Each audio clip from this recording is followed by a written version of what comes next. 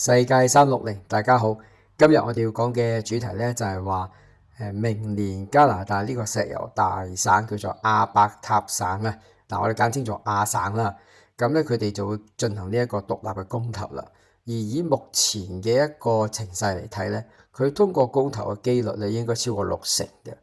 咁但係咧，如果通過公投之後咧，我哋都相信咧，自由黨政府咧係會不惜任何代價咧去鎮壓佢哋嘅。點解佢哋夠膽豪到呢一鋪呢？喺講落去之前，請大家記得免費訂閱我哋嘅頻道，多謝晒大家嘅支持。講翻我哋今日嘅主題啦。首先從最近呢一個聯邦大選嘅結果嚟到睇啦，呢個亞省啊，佢哋投俾保守黨嘅票數咧係超過63%嘅，係63%係投俾保守黨嘅，即係得3成幾嘅票數都唔到3成係投俾呢一個自由黨嘅啫。咁其實呢啲票數，就算你打下9折都好咧，都起碼超過90%嘅，都超過50%嘅人啊，都會通過呢一個獨立嘅公投嘅。然而咧，聯邦政府即係自由黨咧，係會不惜任何代價，一定要鎮壓，要暴力鎮壓呢件事嘅。點解咧？因為其實亞省啊係加拿大最大嘅經濟收入來源嚟嘅。如果呢條財路冇咗嘅話咧，佢哋所有嘅省咧，其他東部嘅好多個省咧都會陷入財政困境嘅。我哋睇睇呢一張圖啊，呢一張圖咧就係講緊究竟啲省啊係有幾多嘅貢獻俾中央。正數嘅地方咧就係俾中央嘅錢，負數咧就係同中央攞嘅。我哋睇得到啊，呢個魁北克省係攞最多嘅。然而其他嗰啲省咧就喺東岸嗰啲，譬如話嗰啲叫做 New Brunswick 啊嗰啲省啊，或者嗰啲叫做愛德華王子島，通通佢哋嘅經濟咧都係好疲弱，要靠中央去養佢哋。而中央嘅錢喺邊度嚟咧？通通都係嚟自於，大部分主要都係嚟自於呢個亞省嘅貢獻嘅。咁所以如果冇咗亞省嘅話，根本呢個加拿大聯邦政府係冇辦法去生存落去嘅，除非靠長期借債啦咁樣。咁點解佢夠膽話佢夠膽出兵鎮壓咧？因為佢冇得揀，必須要豪到呢一鋪。我哋睇翻佢歷史咧，其實呢啲加拿大人咧都唔係咩善男信女嚟嘅。佢哋幾百年前啲歐洲人其實都過嚟呢度北美喺度搶地方嘅。佢哋屠殺咗唔少呢啲本地嘅原住民啊、印第安人啊，或者啲北方嘅呢啲我哋以前叫做愛斯基摩人咁樣，搶咗佢哋嘅土地落嚟嘅。而搶咗個土地落嚟之後咧，佢哋係繼續屠殺呢啲本地人嘅。譬如話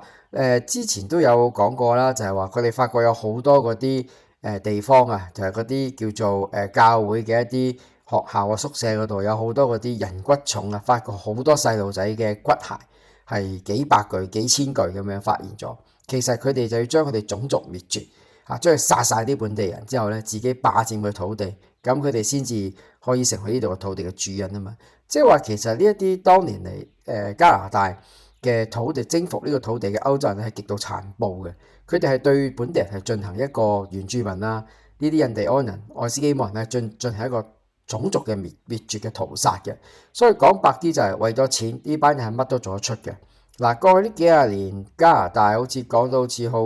好大愛啊，人好好啊，啲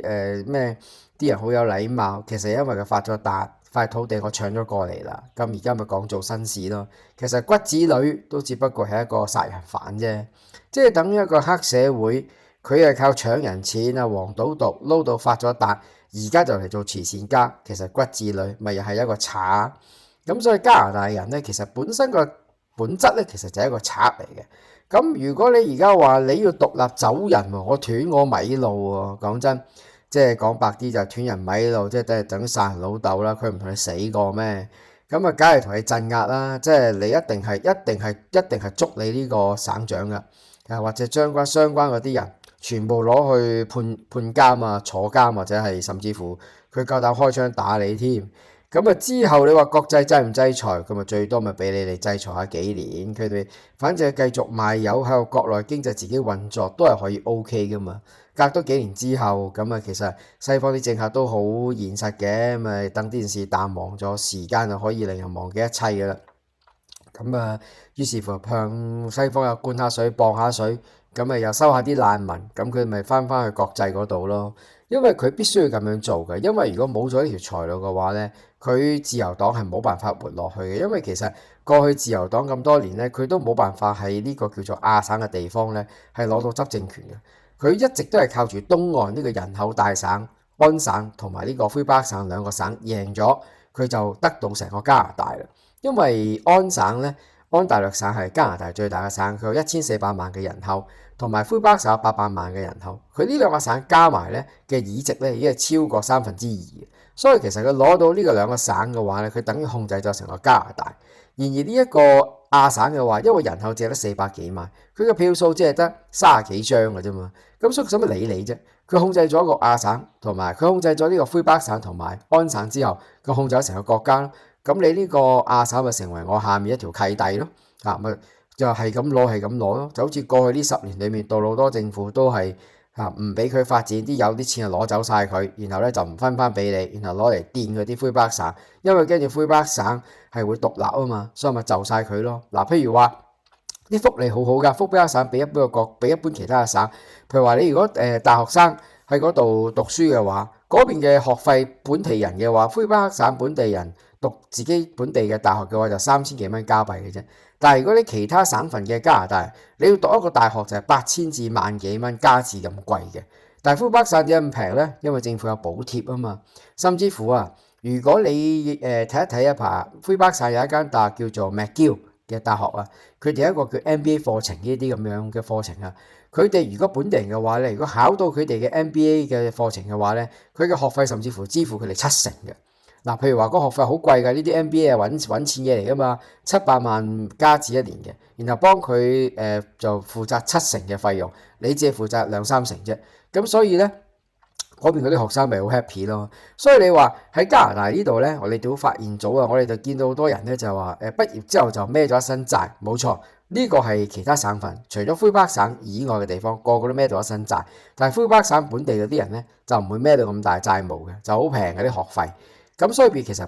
形成一個非常之唔公平嘅一個制度喺裏面咯。咁其實今日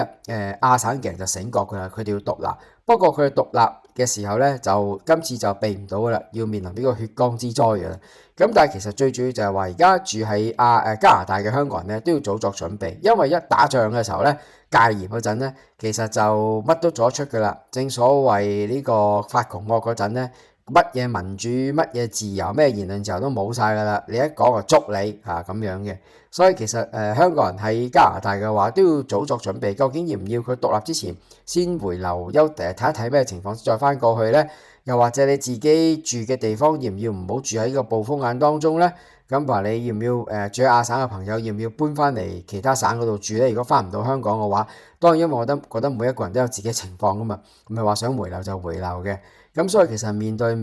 出年呢個即將發生嘅內戰咧，大家我建議喺加拿大、香港人咧應該做好準備嘅。好，今日我哋講到呢度，下次見。